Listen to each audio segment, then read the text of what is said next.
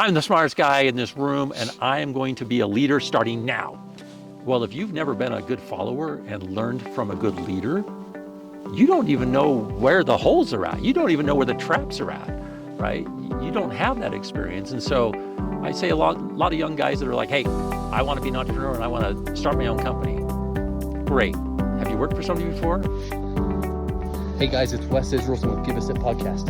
I'm here up on the mountain for season 3, where we are on the snowmobile, we're on the ice, we're having a blast. If you are a leader, you're someone who owns a business, you're someone who wants to run your business, you're an entrepreneur, whatever it is, our goal is to connect with like-minded, amazing people out on the snow, doing something fun, even on the ice.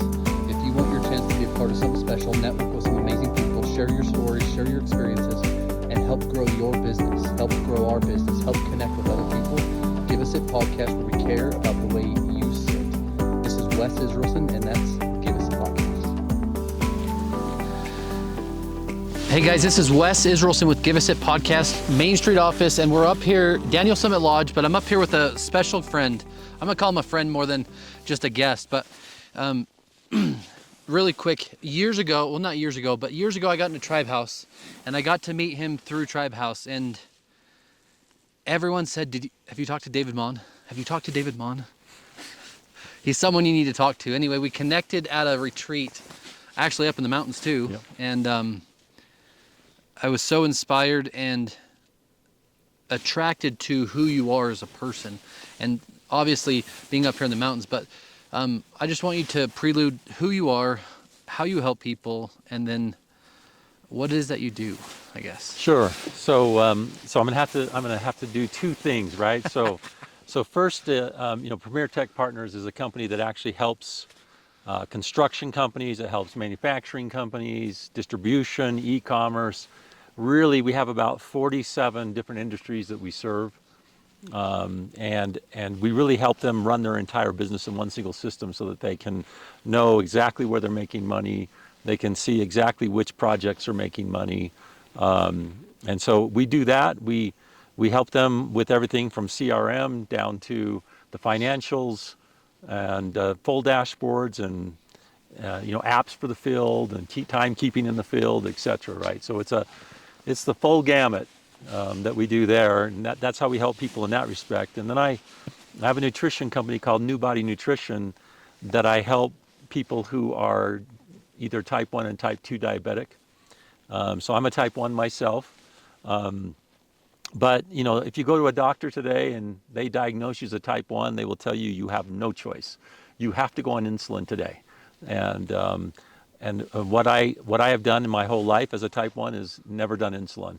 And I manage my blood sugars, and I created a liver cleanse about 27 years ago that I take every day, and it keeps my blood sugars normalized as a type 1, and it's a lot easier for type 2s. They take about 60 days, and their blood sugars go back to normal.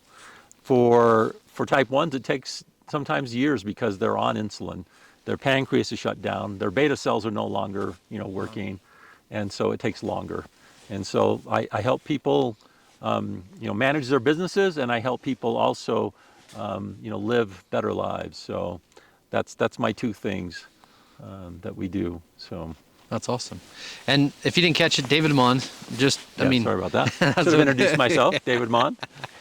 And when we were at Tribe House, and multiple people said, "Hey, have you talked to David? Have you talked to him?" And the first time we sat down on a table, we got to talk kind of personally. Maybe I shared a little bit about my daily focus or something, but in general, not that there isn't an attraction to business owner in some ways, but realistically, the things that you talk about, you preach, you live in your current life, but all the stuff that you've been through in business that now we have talked about, at least you've told me a great deal. I probably don't know a lot, but it's amazing to get to talk to someone else who's been through a lot. I'm 20 years in it, and you've been in this 40 years or 35 or 40 years. So yeah, 40 years now. And what struggles have you faced? I know there's a couple companies. There's a couple times you went back down to zero, and That's right. That's the life of an entrepreneur, right? You make money and then all of a sudden you lose it all, right?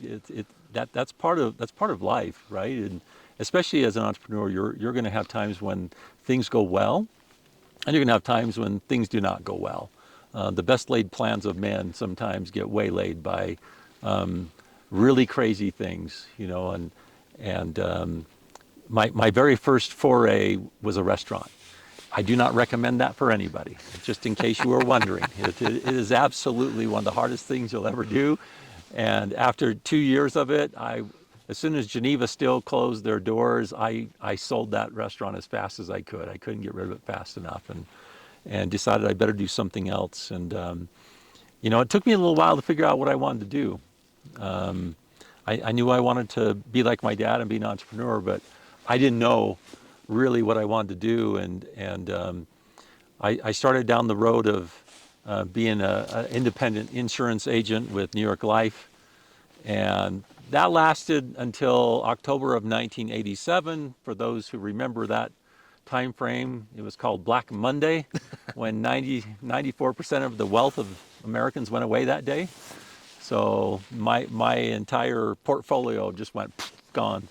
And so my wife's like, "What are you gonna do now?" And I'm like, "Well, I guess I got to figure it out."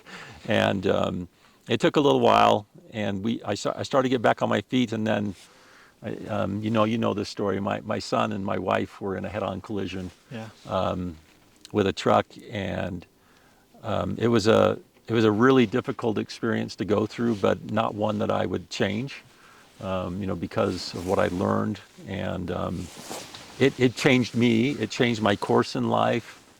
I had my plans, and God had His plans, and neither.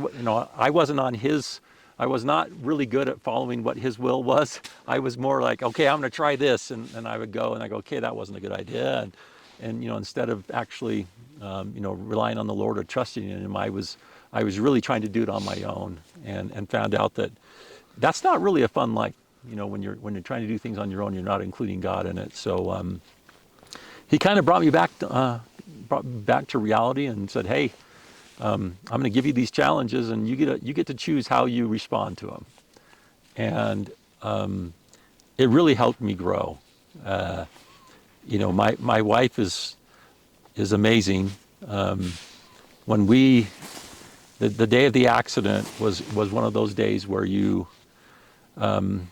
Can we touch on? I mean, yeah. Just so you guys understand, run us back just before this. Where were you at, and what did God make happen? So, where I was at personally that first day. Yeah. So that first day, I had started a new job with a guy named Mike Hale. He had brought a car from Japan called the Acura. And I had just started this new job. I start my training and I get sicker than a dog, right? Just get sick. And I'd only been sick like that 3 times in my life prior to that. And all 3 times were days when things did not go well as far as my family was concerned. My cousin committed suicide.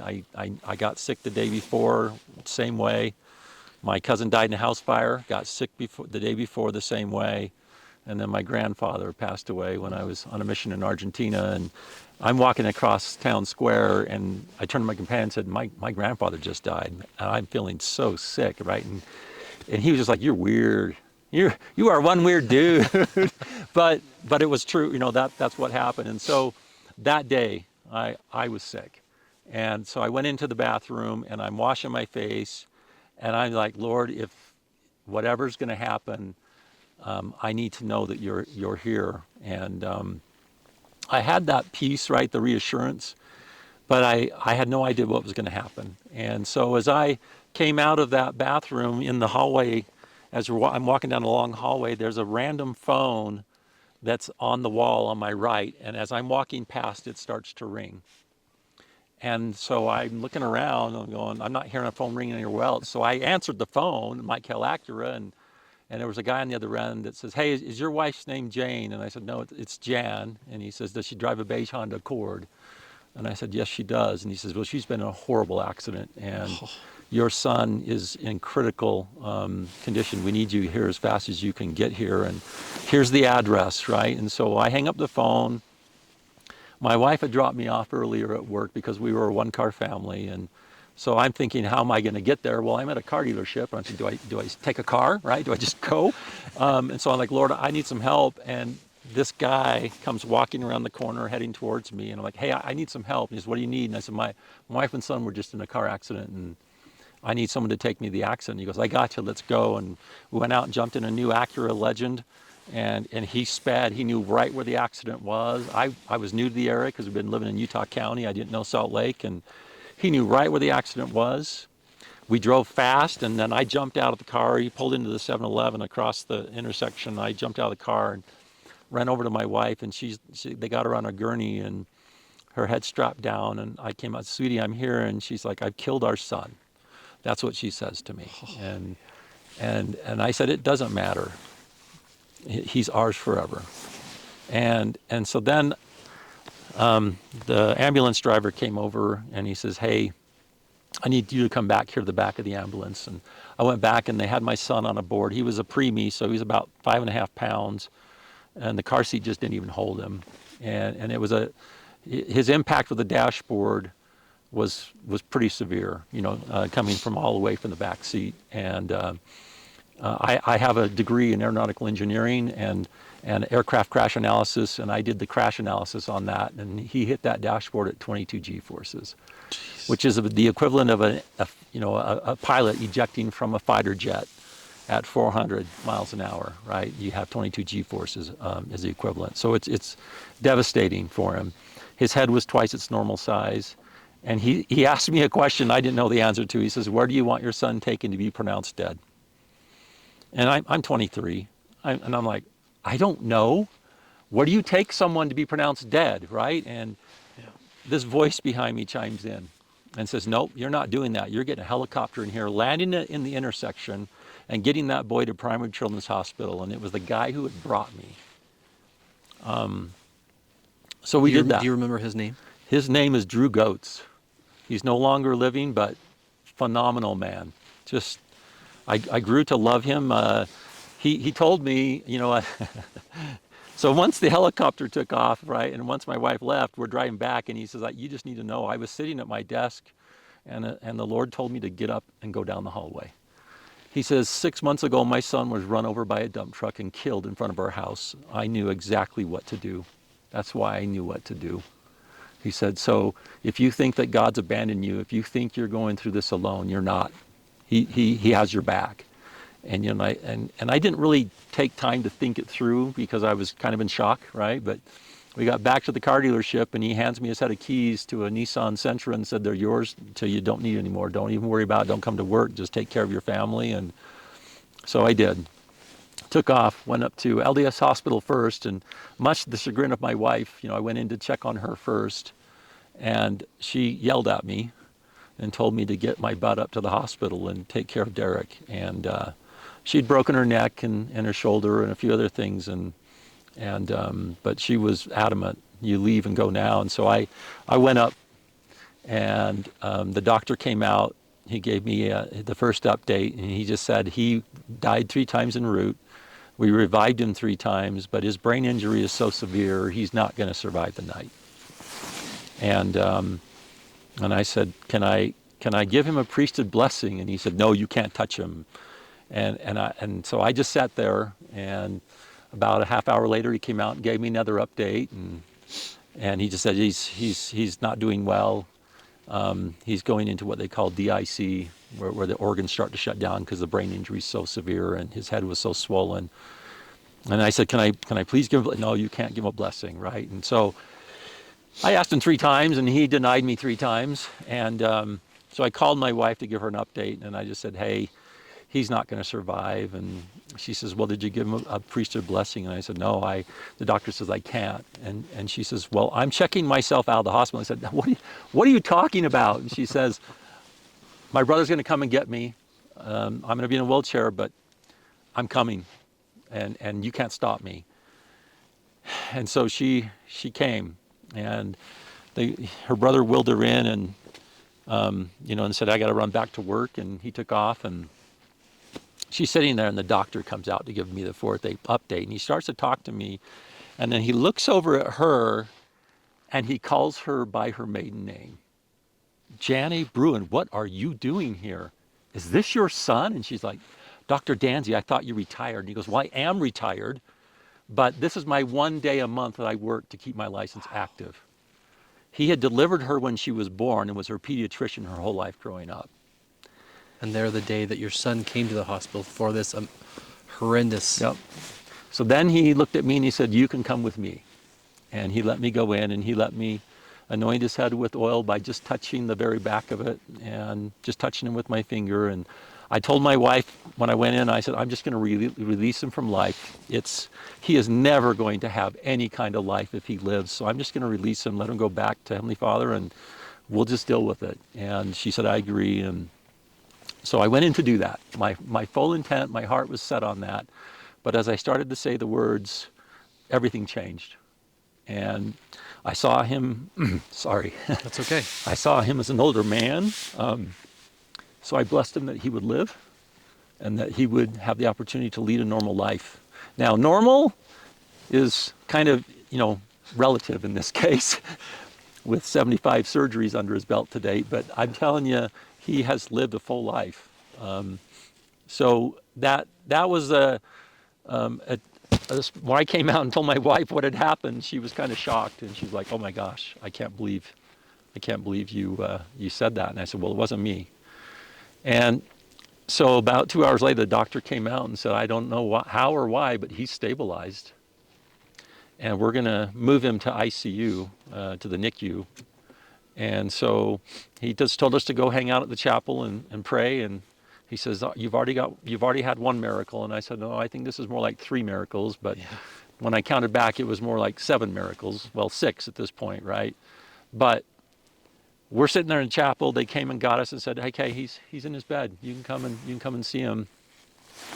We're going to introduce you to his nurse. And we went down and we walked in, and they said, would like you to meet his nurse. And she turns around, and it's one of my sister missionaries from Argentina that was assigned to be his nurse.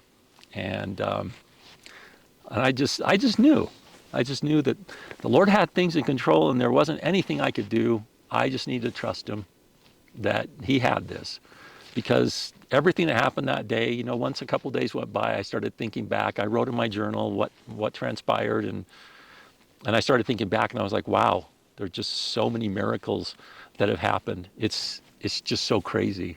And it was miraculous. They told us he was brain dead. They wanted us to harvest his organs. And my wife and I were sitting there chatting out in the hallway about it. And Karen Hatfield, the nurse, came out, and she says, what are you two chatting about? And I said, well, we're chatting about whether or not we want to go ahead and harvest his organs. She goes, well, can I ask you a question? I said, sure. And she said, did you give him a priesthood blessing? I said, I did. And she goes, and what did the Lord say? And I said, well, he said he's going to live and lead a normal life. She goes, then why are you even having this conversation? Yeah. And so we went and changed our minds and told them, no, we're not going to do it. And we're just going to wait. And they said, well, we won't be able to use his organs then because he's in DIC. So. And I mean, I know that story, and I think we both shed tears during that, but the first time we had talked about it. But the reason I asked is, as you started, your plan, God's plan for your business. Yep. Entrepreneurs have to have a belief. Yeah. You have to have a focus. You have to have a drive to do something, but then you also have to have faith. Right. That it's going to work. That it's going to work. You follow the plan you put together, and it'll work out. And it took me a while to get my confidence back, right? And I went in the Air Force to stop the bleeding, because our insurance had $1 million cap, and we met that in less than 2 months. And so I went Air Force, became an air traffic controller, but they paid for my schooling, right? And so I got my bachelor's degree, and then they paid for my master's degree as well. And it got us back on our feet. We owed a lot of money, and it took us 20 plus years to pay all that debt off. But the Lord took care of us. I mean, and when I would start a company, my wife would say, okay, what are you going to do about insurance now, right? Because in '93, I started the fiber optics company with a friend of mine, neighbor, 2 doors down, and she's like, you can't leave the military. You have to stay in the military, whatever you do. We need the insurance. And after 2 years, our business was starting to grow and take off, and I prayed about it and felt impressed that it was okay if we moved to Washington and opened up a business there. And the week that we moved to Washington was the same week that the state passed a law that there were no longer pre-existing conditions, that everybody qualified for insurance. So again, I just, Lord was in charge. So I'm just like, okay, we have insurance. My wife's like, are you kidding? I'm like, nope. So we bought insurance and had them covered, and starting that company though, and having a plan that, we knew we wanted to grow it. We knew we wanted to, become one of the best splicing companies in the country, and the two guys that also became partners. So Clay Arnell and Randy Anderson, those guys were amazing at fiber. They had built fiber optic gyro systems for the Minuteman missiles, so they knew how to actually take care of fiber, and so it would last for 50, 60 years, not just 10 years like they were seeing at that time. And so they brought their specialty to the industry, and so we became a household name in fiber splicing because of the techniques that they had developed, and I just happened to be along for the ride right there, but had the opportunity to go and open up the office in Seattle, and then the Portland area and Vancouver, and it was fun because we watched the company go from being a fiber splicing company to a software company, and they still did the splicing, but the software became the main focus, and that was fun to learn how to actually take a business and do a pivot, but yet continue to do what you were already doing and become better and better at it. But take that new pivot and really just grow the business. And on that same segment, so someone starts a business today and they go through something, I want to say horrific because it's a miracle. I want to say a miracle what happened to you and all these things that have happened, right? Yeah. But they're committed to going, and they're sure this thing's going to work, and yet cash flow. Yep. Cash flow. Cash is king in any business, right? Cash flow is always the challenge. And yeah, there were times, with a couple of the companies I started where cash flow was the downfall of the business, right? That's just the way it is. You don't have cash to operate, if you don't have somebody who's willing to invest in you. And I was one of those people that was like, no, I'm not going to go out and borrow money. Then I don't have ownership of the company, right? Yeah. So you start it, and it becomes bootstrap everything. Oh yeah, you bootstrap everything, and it becomes like your baby, right? And, and you're just like, I got to make this work. And sometimes when it doesn't work out, the disappointment's real. I mean, because you put your heart and soul into it, and when it doesn't, go off the way that you'd planned, you do a lot of introspection, right? And you're like, okay, man, what do I need to change? What do I need to do differently? How did my plan go awry? Where did I mess up, right? And so you're doing this triage, right, where you're trying to figure out what did I do wrong, and you want to learn from those experiences, because my dad always said there's no sense in making a mistake if you're not going to learn from it. Yeah. He says you're always going to make mistakes, but please learn from them so that you don't make the same mistake twice. It's almost like reading 100 books, but never actually implementing any part of the book. Exactly. Knowledge is great, but if you don't do anything for the action. Oh, yeah. Well, and I read so many of those self-help books, right, back early in my career. I had to kind of go, okay, this is nonsense. This doesn't work. This is okay, but he's kind of off base here, right? Because once you start to get your own flair, for how you see the business world and how you see your business going, it takes on a whole new life. IntegraCore, when we started that company, Ted Broman, he bought the company, and the $40 million contract walked away. And so one of his CFO was my friend, went through the MBA program with me, and he calls and he's like, hey, my friend, the guy that bought the company, he's a really nice guy, but he didn't have any business now. All of us are over at the school teaching math, science, and history because we do not have work. and he's paying for us to be here, but we don't have a business. And so I finally went in and told him I'd take a look at his business and see what I thought, because I had been building businesses and selling them. So I looked at it and I was like, you can't do what you're doing now. We got to change this. And I came back to him with let's create a 4PL. And he's like, oh, what? And I'm like, a 4PL. And he's like, there's no such thing. And I said, that's correct. There's a 3PL, which is pick, pack, and parcel, but let's do procurement, pick, pack, and parcel. You have access to, still have access to cash, and let's buy the product, let's make the product, let's package the product, and then let's store it, pick, pack, and ship it for customers. And he caught the vision, and we went with it. We just ran with it. That year we did $7 million in business, right? Yeah. And it was crazy. That was 2007, right? 2008, the recession hits. I'm the smartest guy in this room, and I am going to be a leader starting now. Well, if you've never been a good follower and learned from a good leader, you don't even know where the holes are at. You don't even know where the traps are at, right? You don't have that experience. And so I say a lot of young guys that are like, hey, I want to be an entrepreneur and I want to start my own company. Great. Have you worked for somebody before? Have you? So here we are, right? We're trying to figure this out, right? And I said to him, I said, well, we have to make a decision today. And everybody's like, there's 18 employees in the company. And I said, what decision do we have to make today? I said, are we going to participate in the recession, or are we going to blow this business up? Are we just going to grow it? And they're like, you're nuts.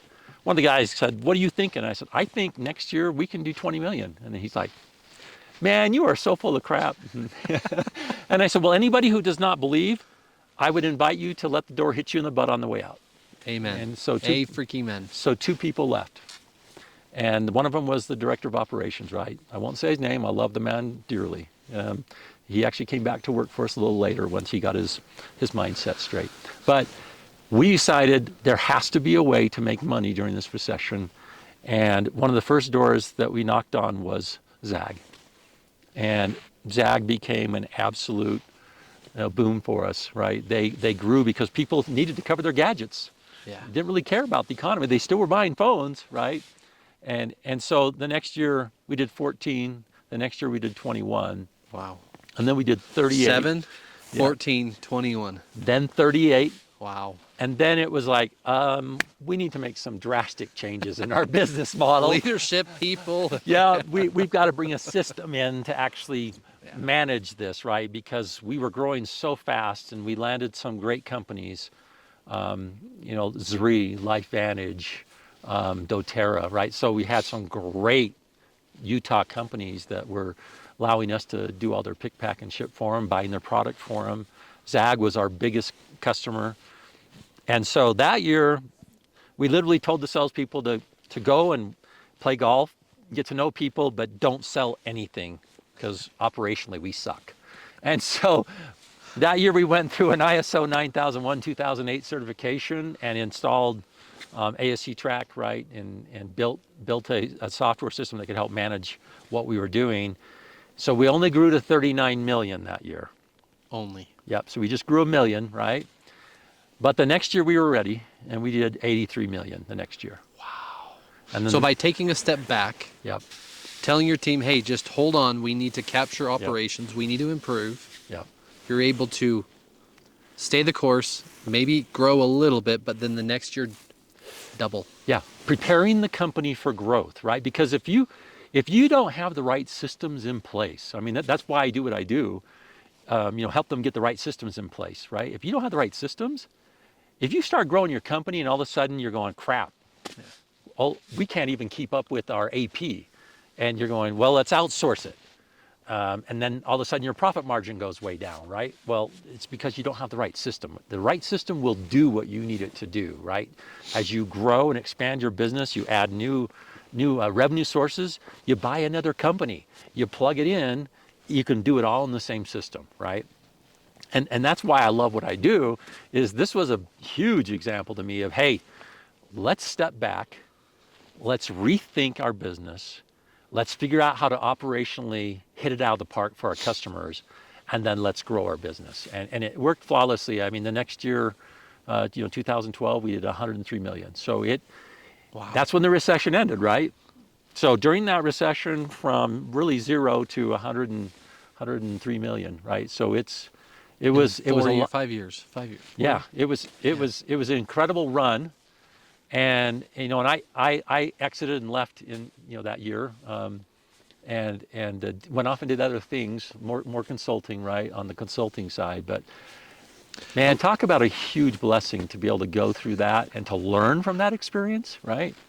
That I like what you said, because you took, and again, our business is small, but we take the opportunity or you take the issue, right? Right. If you create the issue or think about the opportunity within that issue and create something, yeah, either implement the process, implement someone to do it, or implement another way to get another source of revenue, let's say. yeah, But the thing I'm going to ask you is this: go back to the question about cash flow. mm-hmm. You said Ted Broman, to get into this, had the cash to do that. That's correct. He had cash. He did, and that's what helped make it so that we could act. If he hadn't had the cash, right, and I think the prior owner also had a bank, and I think he may have helped out a little bit, but that was Ted's Belowick, and he's really good. I mean, if you've not met him, he's just an intelligent man. Isn't he the new CEO now? He's the new CEO of Tribe House. Yep. So I good man. haven't met him in person, but on that same subject. So say even someone today having issues with cash flow, or they're just starting. Yep. What advice would you give them? How much cash would you actually have before trying to implement or change or just grow? What would you tell someone? So it depends on your business plan, right? And it depends on at what times you're going to need cash flow. So if you don't know, you're probably not ready to start your business. You need to earmark and know when you need cash, when you need influx, right? And if you're buying an existing business that already has revenue coming in, it makes it a little bit easier. But if you're starting from scratch, right? If you're starting from scratch, it can make it pretty rough. And a lot of guys will keep doing what they were doing, right, and do this on the side, do their little startup on the side, and that's a hard way to do it. Either you're all in, right, or you're only 1 foot in, and it's hard to get a business up and running with just 1 foot in. And with your experience, what do you say to somebody about also hiring, firing, or culture? How do you take cash flow? How do you take growth? And how do you create it within the team? Get the right people on board, right? But you also had said, just don't let the door hit you. That's right. But I mean, even then, the drive or passion you have, Yeah. right, is different than that of the employee. Correct. So how do you help align their vision or help them align and build that culture? Yeah, that is a great question, because building the culture is the key to your success. If you have a terrible culture at your business, you're just kind of stuck.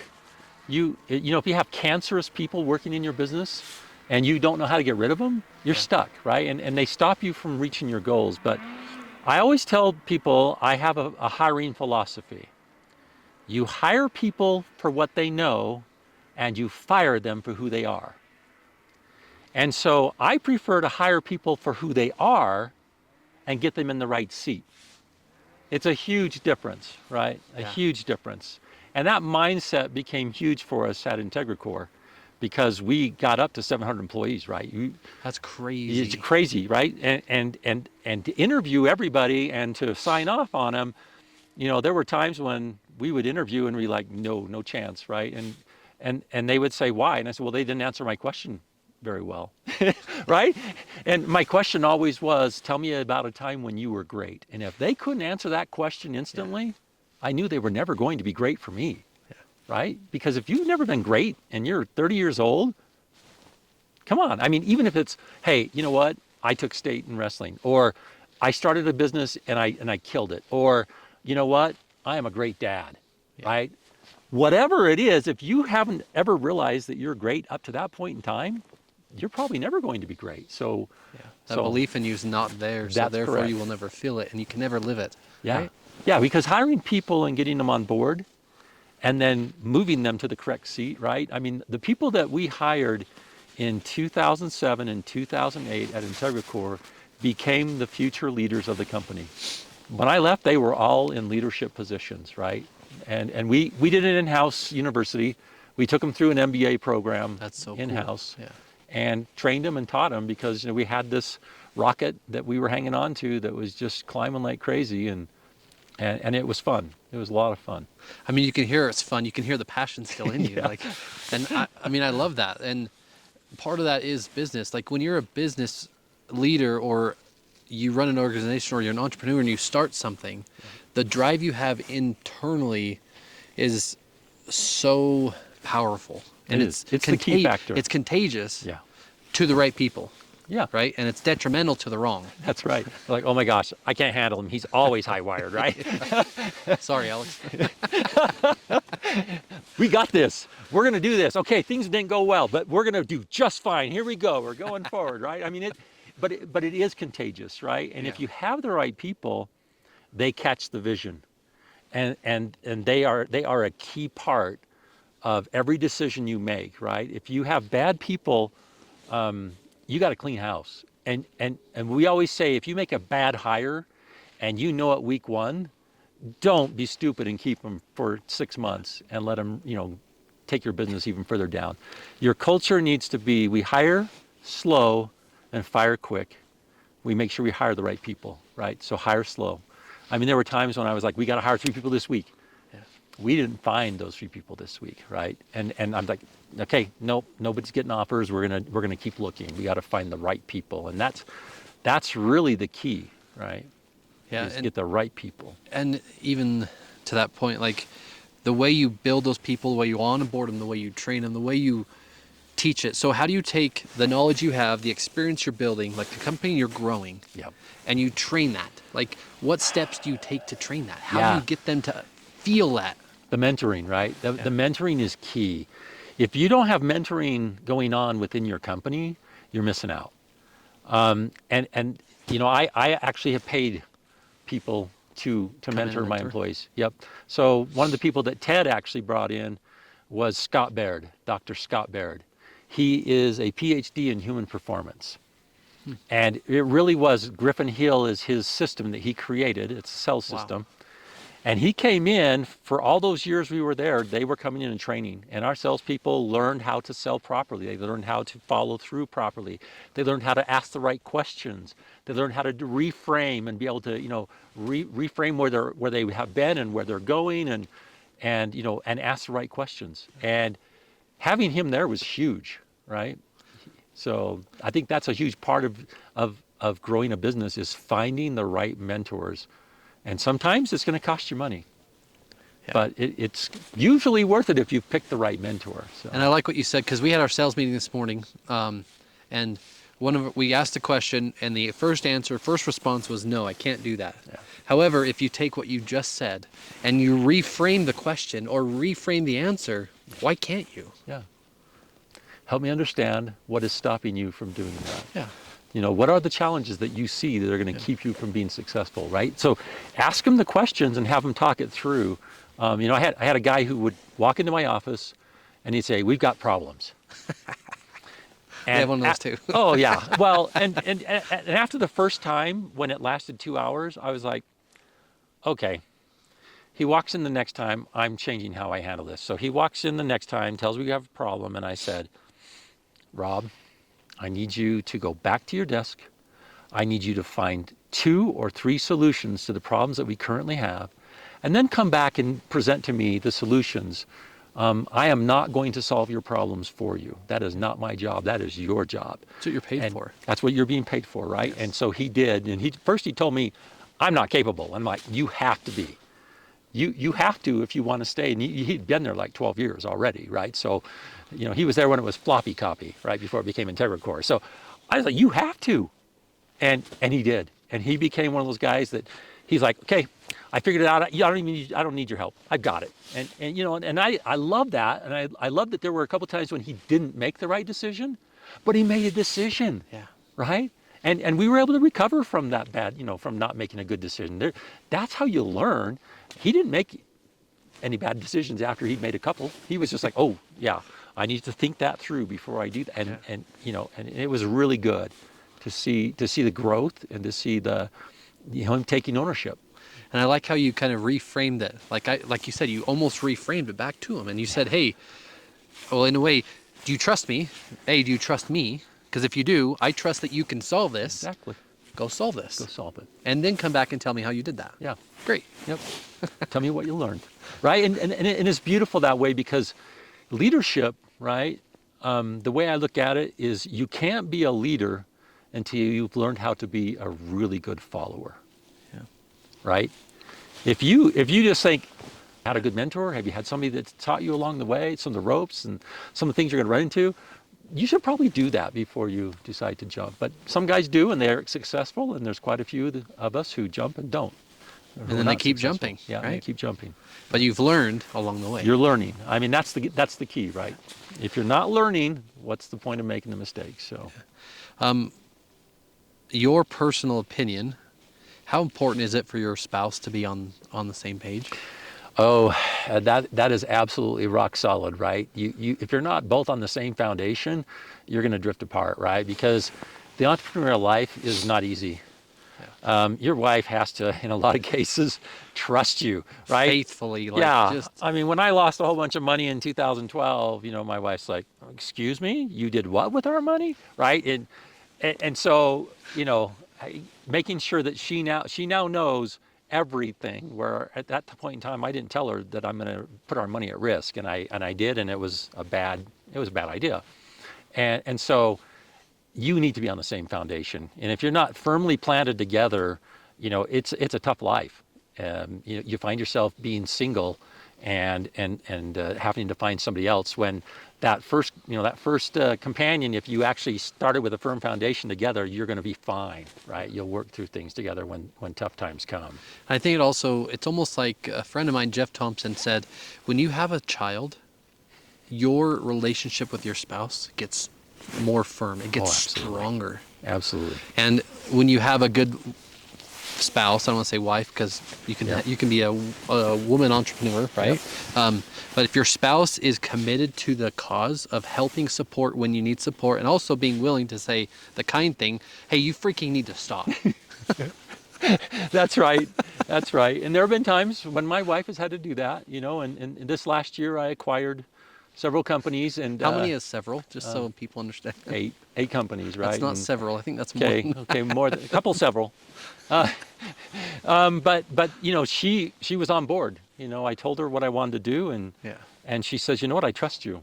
You've had a lot of great successes, and you've had some really good failures, but I trust you. So go ahead and make this choice and go forward with it. You got my blessing, and that makes all the difference in the world, right? When your spouse is on board and they're supporting you, because I was working a lot of late hours, those first, okay, she's going to tell you I'm still working a lot of late hours, but those first 8 months, right, after the acquisition, it took a while to get everything put together properly and get all the companies under one roof and get the teams heading the right directions and changing some culture and moving some people out, and right, so it took some time, but things are going well, and the people we have on board are doing fantastic.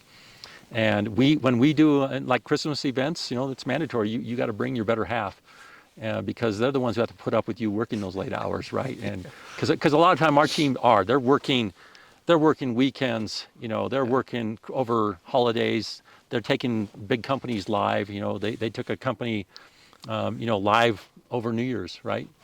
And so they're working, and then I give them unlimited PTO because I'm like, when you need to take off, you need a break. Can we edit that? Just go. I mean, it works for my company because I have the right people. Yeah. They're not going to take, they're going to take advantage, but they're not going to overdo it, right? And because they know they get paid based on how well they perform their work. So it's a performance-based. Yeah, they get bonused based on how well they perform. They don't get to show up. Is the customer happy? Yep. Just show up. Is the work done on time, right? Did you complete all the tasks? And you know what? I don't have to babysit them. I mean, that's the beauty of having the right people. There's no need for me to have a manager overseeing what they're doing because they are just doing it, right? Cuts out a whole layer of management you don't need, right? When you have the right people. Salaries and payroll and everything else that goes along that, yeah. And then the training process with all of those people, right? So I agree, building the team.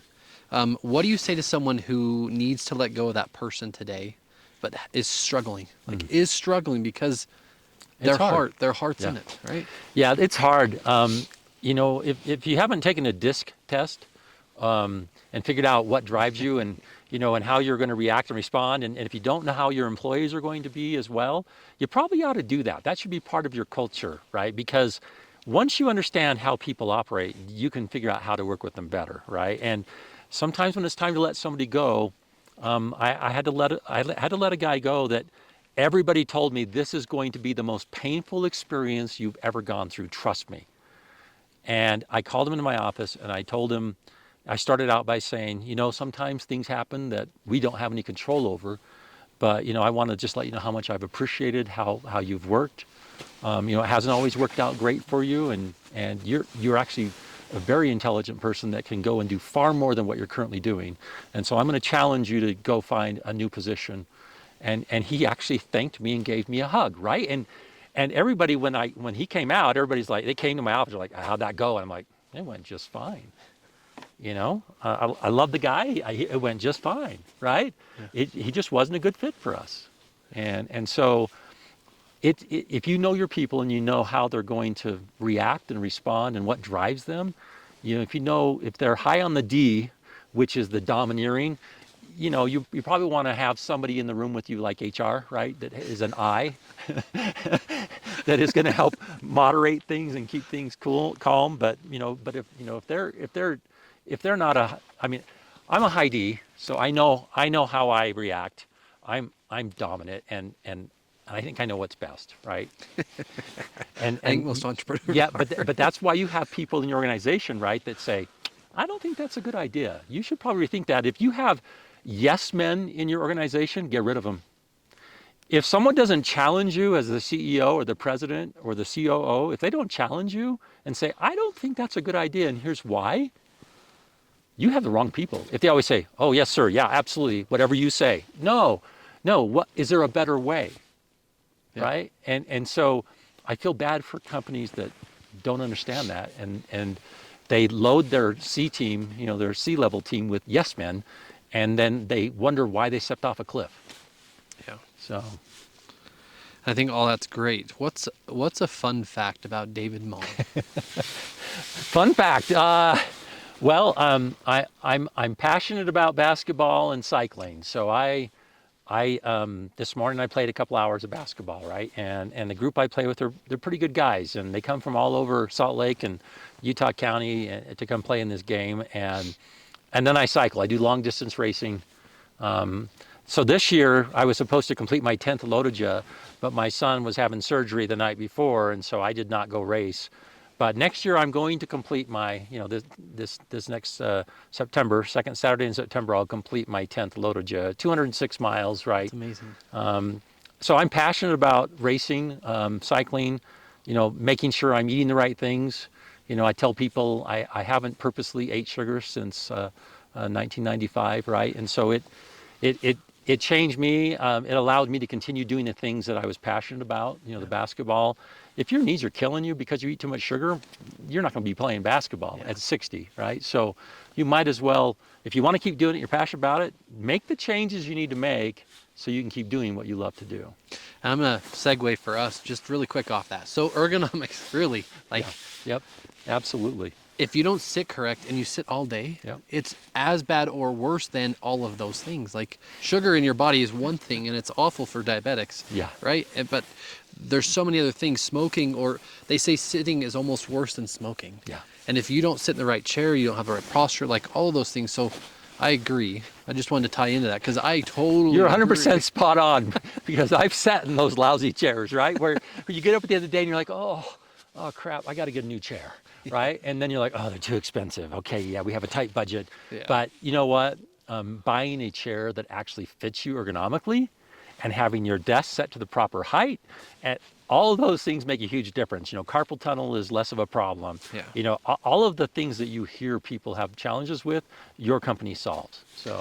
And I just want to ask you a question because you've owned multiple businesses. So if a business like ours comes and fits your team to their chairs, mm-hmm, and they're able to stay in that zone for 2 hours longer a day, what's the benefit to the company? Well, what's amazing is the the vast majority of my consultants work from home across the country, right? And I have no idea what their office setup is. I just know they have a company, computer and company monitors and, company cell phone, right? But I can tell you that when we moved away from the office to working from home during COVID, it was amazing how all of a sudden we were getting 2 additional hours a day of billing in. Right? Because they were no longer commuting an hour to work and an hour home. And so for my particular business, because we have customers spread out everywhere, Redmond, Utah, Heber City, right? Redmond Salt down there, and then LBT in American Fork, and then go ATS Welding all the way clear up in Ogden, right? And then we have customers in Wisconsin and Montreal and, Florida. It's everywhere. And so working from the office didn't make sense for our consultants, right? But ergonomically, I'm hoping that they're smart. If they're not, maybe I should still hook you up with them and say, hey, if you are sitting in a chair that doesn't fit you well and you're finding you have to get up every 15 minutes instead of every hour like you should, you might want to take a look at a better chair from Wes and his team. So, Well, at least anybody. I mean, hopefully us, but either way, at least anybody, right? And